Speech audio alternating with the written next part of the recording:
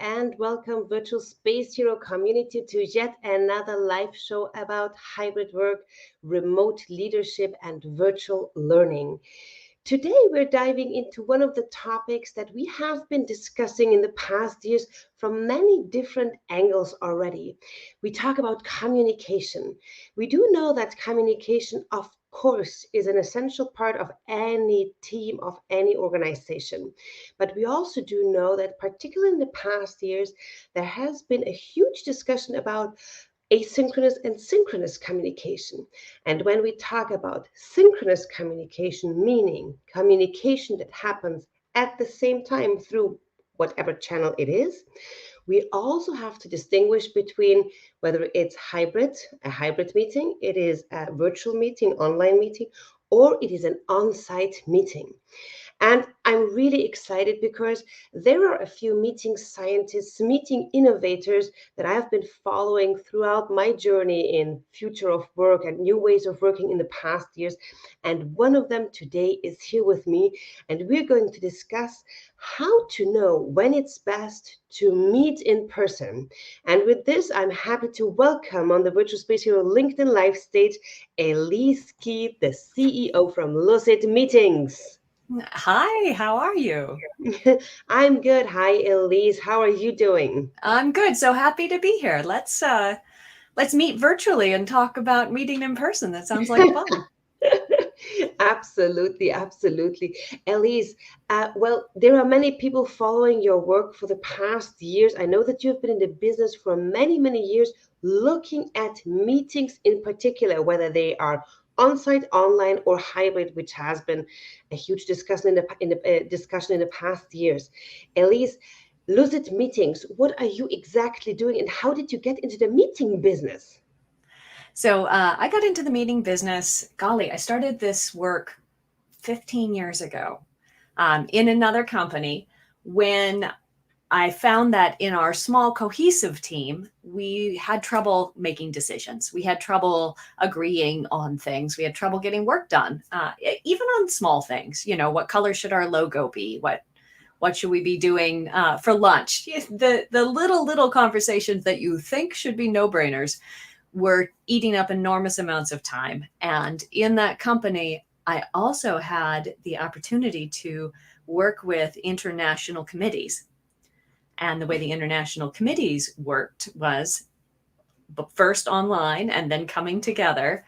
They ran meetings to decide how to write standards that then became products and laws and things that regulate our lives. And when I saw them do that, I realized that they didn't have any fancy coaching. They didn't have any fancy training on conversational skills. What they had was a very, very clear process for explaining who is involved, how decisions get made, how they register objections. And with that clarity, they were able to get work done that we as a cohesive team never could. So in seeing that when you are clear about how you meet and how everyone can participate, and you get results, I became fascinated with why is it that we don't do that every day? Why is that that's not something that we teach in our business schools? Why are leaders going up into the C-suites without having had any facilitation or meeting training? It just sort of continues to blow my mind, but that's how I got into it. Yeah. And it's really fun because I just need to think about when I wrote you a few weeks ago about if you know how many managers are being trained in running meetings, and you referred me to an article from Stephen Rogelberg about where he mentioned an approximate of 20% of managers only being trained in how to run effectively meetings, how to design, run them, and follow up on them, right? Well, and usually that training consists of the things which we, 15 years later, know don't work. So essentially, yes, you should have an agenda. Yes, you should start and end on time. You should only include the relevant people. These tips that people continue to share as if they're novel. And the world continues to ignore. So clearly, I've got books here. One of them was printed in 87, and I want to clarify, this is 1887, and it includes those tips, right? So if we have not been successful in deploying those tips by telling people about them for well over 100 years, perhaps we need a different strategy. That is certainly what I focus on in my company. So we focus on, what are the systems, what are the processes, what are the agreements, what are the technologies to put in place that make it so that you can adopt successful meeting practices every day, as opposed to just hoping that telling your managers to use an agenda and do better is somehow going to work.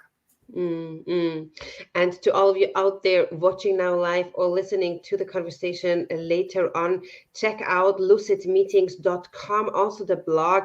Amazing, very long articles with so much valuable information, with templates and a lot of downloadable PDFs and fantastic e-courses as well from Elise and other colleagues around the topic of meetings in general. I think one thing that also for today, maybe many of the things that we're going to discuss now, we know them, we've heard them. But what I like to I always cite you, Elise, is we don't have a knowledge gap. We have a knowing doing gap. That's what you call it, right? Mm-hmm. Absolutely. So Right. just be aware when you think like, well, I do know all those things. Well, that's very likely that 80% of the things that we might be discussing, you know them. Point is the knowing doing gap. So hopefully today we're going to give another push to those who say like, well, I know that, but then reflect on it whether you're really actively doing that. And I think some of the things that are exciting about this moment in time is that some of the things that we have known and that do work are becoming increasingly obsolescent. So things are changing, and there are now things that we really don't know about how and when to meet, as artificial intelligence and technology and expectations about what's possible to do online have changed over the course of the last couple of years. Absolutely. So, Elise, let's jump into the topic. My first question would be, if you think about the general meetings, the meeting culture in an organization, what would be the most important pillars that you tell organizations to look at when they want to establish effective, a good, a proper meeting culture? What would be pillars in general that you ask them to look at? Pillars in general. So an effective meeting culture is one where the rules, the norms around how we meet in this culture are clear, right? And usually this means you've got very custom language and custom rituals. So for example, if your organization is all about high quality, fast decisions, then you will have a way in which everybody knows to put out proposals, get feedback, and get a decision as quickly as possible, right? So that will be part of your core understanding. If your organization, on the other hand, is about inclusivity, warmth, human connection, every one of your meetings is going to start with a check-in. And everyone is going to have something to say. You're going to be very, very human in the way that you gather. So that would be one of my number one key pillars, is to be very clear on both what kind of business result you're trying to achieve and also what kind of culture you're trying to create in general, and to look at your meetings as the place where you design that in. So that's a key. Go ahead. I'm sorry. If you ask organizations to do that, where should they start? Is that something that you use a quantitative survey, you do focus groups, or do you ask the team leaders to discuss with their teams? Should they do it bottom up? Is it something that the C-level team is discussing with you? How is the conversation flowing here? Yeah, so usually that it really depends on the size or the nature of the organization. But that's got to start a little bit at the top, right? It has to be a little bit at the top. And usually if you have the top informed deeply by what's happening at all levels. So I'm not a huge fan of surveys where we ask people whether they think their meetings are taking too much time, or whether they're feeling meeting fatigue, because when you ask questions about meetings in general, you almost always get, meetings suck, they're a waste of my time, I never get any work done, yada yada yada. You get the complaint litany, which is incredibly popular, and that's just sort of the common way we talk about meetings. So it doesn't tell you things that you probably don't already suspect. But when you ask for stories about specific moments where something either worked or didn't, and then you use that information to surface up what is it that we like about what we do, what is it that we're not liking, and then design from there. That's a much more powerful place to be. That should involve people with senior leadership who will need to walk the talk, right? We absolutely learn how to meet by walking into the room and seeing how everybody in that room meets. It is 100% a social teaching as opposed to an intellectual teaching.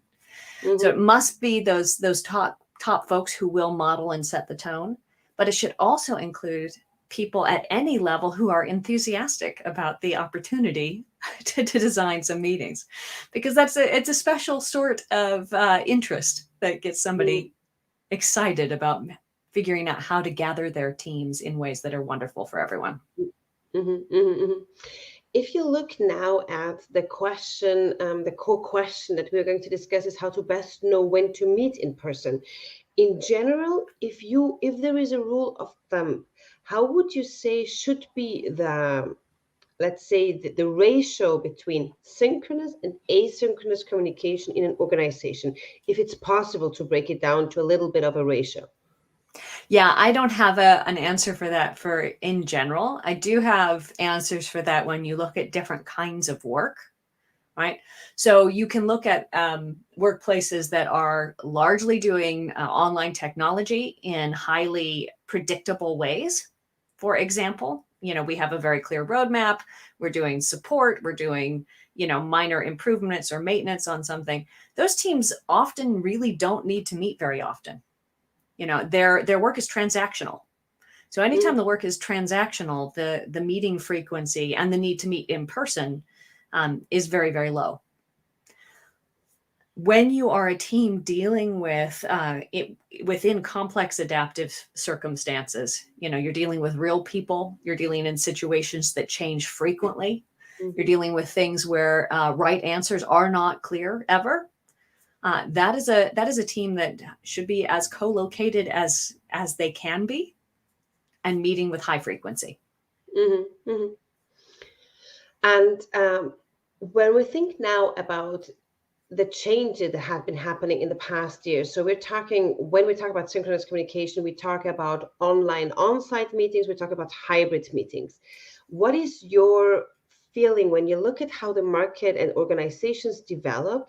Where is the trend going towards? Are all companies pulling back to on-site meetings, or are companies really sort of trying to embrace also hybrid meetings? What is it that you see, or is it still virtual, what companies are relying on? So the answer to that is highly regional, which is a little bit of a surprise, because certainly I live on the West Coast of the US, and here we think that everybody's virtual because we largely are. We're still doing a lot of working from home and a lot of zooming into everything. But that's not the same in other parts of the world. There are other parts of the world where people really very much have all come back into the office quite often. So what's normative for that any particular group will depend very much on where they are. What I think is a more interesting question here is not so much about what people are doing, but when you are in knowledge working kinds of jobs, what could or should you be doing to get the best result? And the answers to that are changing, and they're changing rapidly in ways that are kind of surprising to me. So in fact, I'm working with academics and international facilitators to run a big experiment to try and key in a little bit more precisely on some of these answers. But I would have given you a different answer 2 years ago than I would today, for sure. Absolutely. So we will talk immediately about the experiment as well. So let's also take some time to dive into what you're doing there with the academics and the international facilitators. Another quick comment we're getting here from Jeff is also, he's referring to something that you said a little bit earlier. He agrees that it's best to ask open-ended questions about a recent meeting to get the best feedback as well, in order to make meetings better and make the meeting culture, or create and work on the meeting culture in the company. Thanks a lot, Jeff, for that comment. Elise, today we're discussing how to know when it's best to meet in person. So let's start maybe with a rather national company that still now we do see a trend and the request from employees that they want to continue working remotely. So how should a company that is indeed more or less working on a national level, has a lot of national employees, they could more frequently meet in person, but we have that request from the employees that they don't want to. So what Mm-hmm. would be the arguments, and what are the arguments when it's best to meet in person then? Right on. So again, we have some work in place to test this, but here's what I believe we're seeing in our early tests and in practice. And that we have data from some of the other folks looking at this question from different perspectives. So the answer is not, 2 days a week, 3 days a week, once a month. Those answers are simplistic and likely to fail, right? Because they become too prone to exceptions. Oh, it's 2 days a week, but I'm sick this day. Or, oh, our kids have got this thing, right? It becomes the sort of thing people opt out of. So anybody who's looking at a hybrid workforce policy that is simplistic and blanket like that is probably making an error. The more accurate way to look at it, the more productive way to look at it, is to look at the work itself and to look at how your projects and your work streams develop over the course of time. So there are certain activities that work very, very well, and sometimes I would argue better online. Those include things like knowledge sharing, which frankly, if you can do that without meeting at all, that's best, right? What are the status updates? What are the policy changes? What are the proposals to review? All of those things shouldn't require a meeting. And that's a training and discipline issue if they do. You can get over that. The other things that work really, really well online, and I would argue better, are things that are scripted with very clear knowledge-based outcomes. So, for example, let's say you're taking a team through a problem-solving meeting and we're going to do some problem identification, some brainstorming, we're going to look at some options, we're going to analyze them, we're going to come out with an action plan. That piece of work can run across a process that technology is fabulous at helping you facilitate, and technology will capture and then help you make sense of the results far better than you will get if you just put people into a room to talk about it. Same thing if you're going to do early client calls, sales demos, hiring, many of those kinds of calls where you can get the technology to work with you to surface the insights, to pull out the business value. Those are really best with technology in the mix. The easiest way to do that is if everybody's online. Mm-hmm. That said, all of that, and with AI in the mix, that's fast learning, right? Fast information, fast insights. And there are times where we need to learn slow, where we need to make sense of what just happened, where we need to feel, okay, we've got all this information. Where's our path, right? And then there are times where serendipity is what actually sparks the next major innovation, the next breakthrough. Those kinds of conversations work best in person. So when you look at the research over the course of the innovation curve, the innovation life cycle, Michael Arena and the folks at Connected Commons are leading a lot of this work. They find that if you get teams together at the beginning of a project, so at that ideation hey, how do we make sense of what we're trying to do and what we're planning? That's much better done in person. And then again, when you get towards the part of the innovation lifecycle where multiple teams need to merge their work, right? You've got marketing and product and sales and support, and they all have to agree how this thing is going to make its way out into the rest of the world. That's also a great place for the connectors to work in an in-person or a connected environment. Mm-hmm. Mm-hmm. Fantastic examples. So let me just quickly summarize it a little bit. So it is about whether it's a rather task-based or relationship-based meeting. That it's something we could say. It depends on the complexity of the problem, maybe. Mm-hmm. It depends on the stage that you're in, if it's about an innovation life cycle, correct? Yep. What else would you add? Has it also to do whether it's a team building or not activity? Yeah. So the things that are about the quality of human connection, right? Mm-hmm. Trust and liking are easier to do in person. I Mm-hmm. was asking my daughter about this last night. I was like, I'm going to talk to Barbara tomorrow morning about when to meet in person. And she said, well, that's easy, right? It's when you're working with people where you really need to know if it's real. And we were thinking about when a small child cries, and there are times when a small child cries and everybody's like, oh, okay, got to go deal with the crying. And there are times when a small child cries and you drop everything and you run. Mm-hmm. And we hear that and we know that in our bones, right? Like that deep knowing. I've never experienced that online. I've never experienced it through Zoom.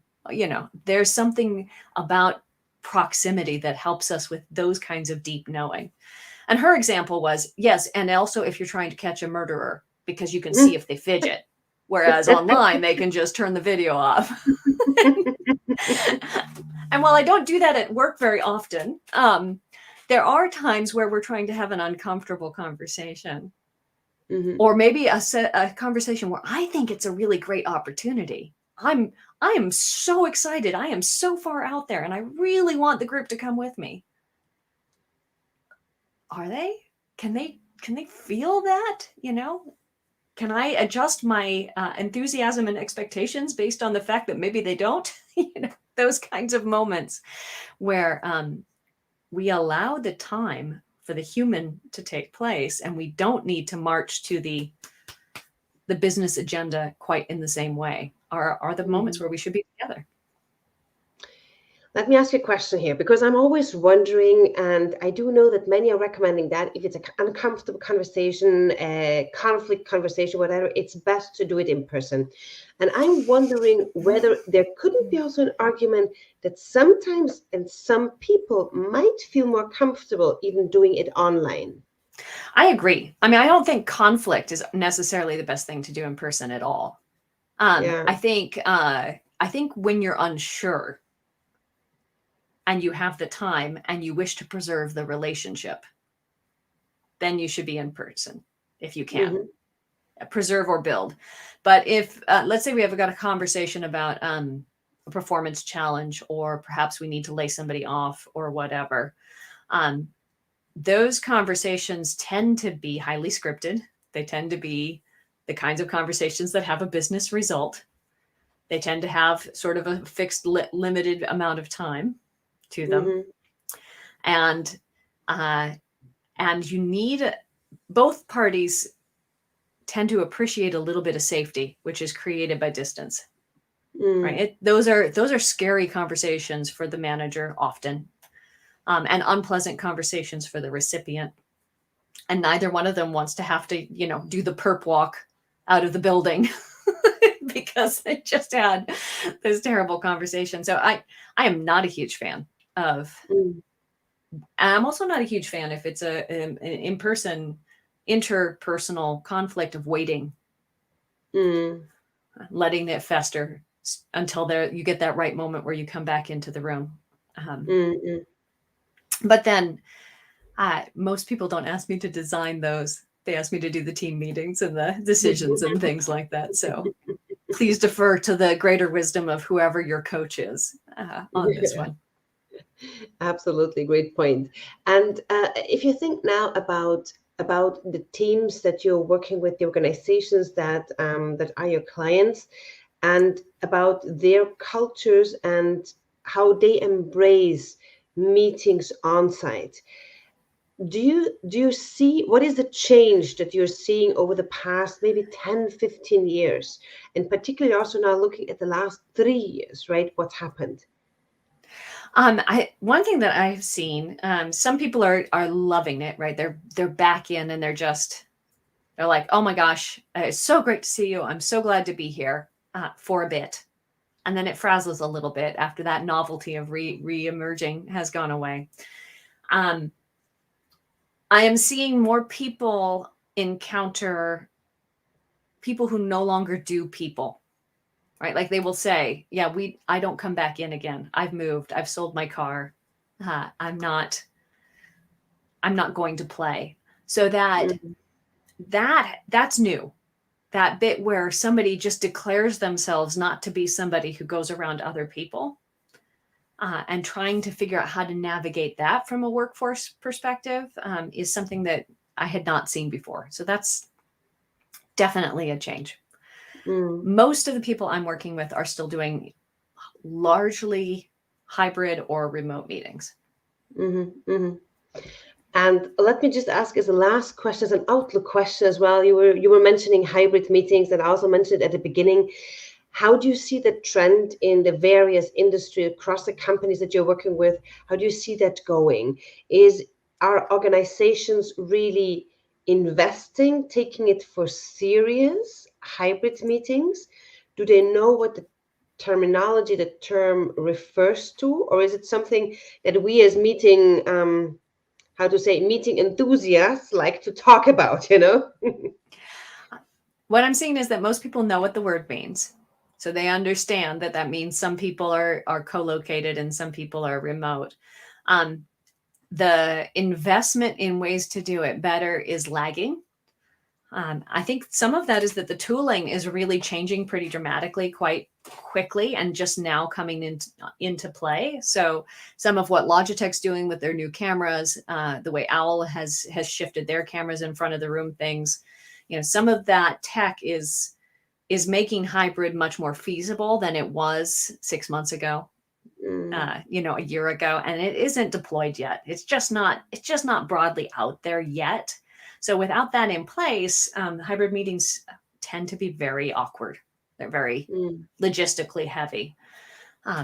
So I don't feel like we can talk about it how it is right now, but I don't feel like how it is right now is how it will be in 8 months. And I think instead what companies should be doing is looking at what they would like it to be in 8 months and investing forward, testing forward, as opposed to banking on what their experience was at the beginning of the year and last year. Okay.